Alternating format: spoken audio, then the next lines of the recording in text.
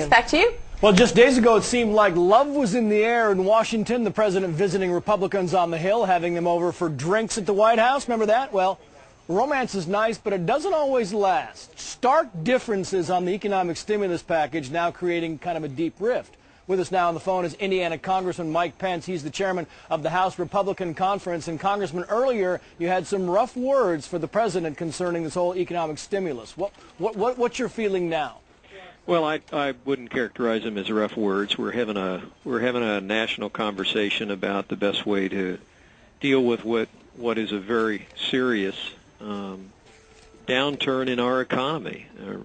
The president asked that Republicans in Congress bring forward our best ideas. He came and graciously met with House Republicans, had a dialogue for an hour. But I have to tell you, I and most Republicans I've talked to today in the Congress are, we're disappointed that the president appears to have so quickly abandoned his call for bipartisanship. And last night he resorted to tough political rhetoric to pass this wasteful so-called stimulus bill. And so we continue to believe that the American people want us to work together. We continue to believe that we can't borrow and spend and bail our way back to a growing economy.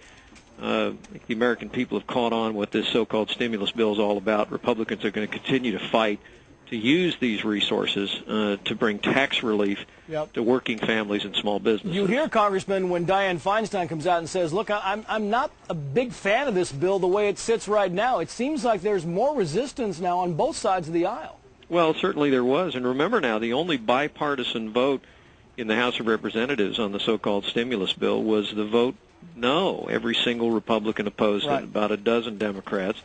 And let me say, look, one of your guests just said that the press secretary for the president said that habits are hard to change in Washington.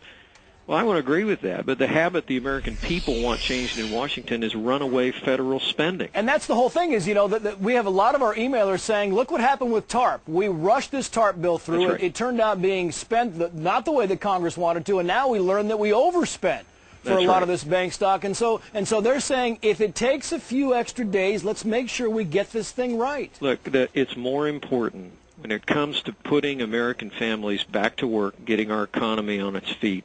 It's more important to get it right than to get it done. Remember, Ronald Reagan didn't get his his bill passed, I believe, until August of 1981, and he worked in a bipartisan way to do that. But here you have House and Senate Democrats, and now the president, with a very tough political speech last night, pushing through a partisan bill that includes $136 billion in new programs that is less about creating jobs and more about reordering the spending priorities of the federal government along traditional liberal lines. This is just a massive wish list of tired, old liberal spending priorities.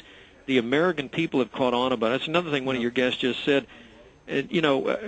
Politicians are always happy to take credit, but to be honest with you, Dave, this bill hasn't been defined by Republicans in Congress.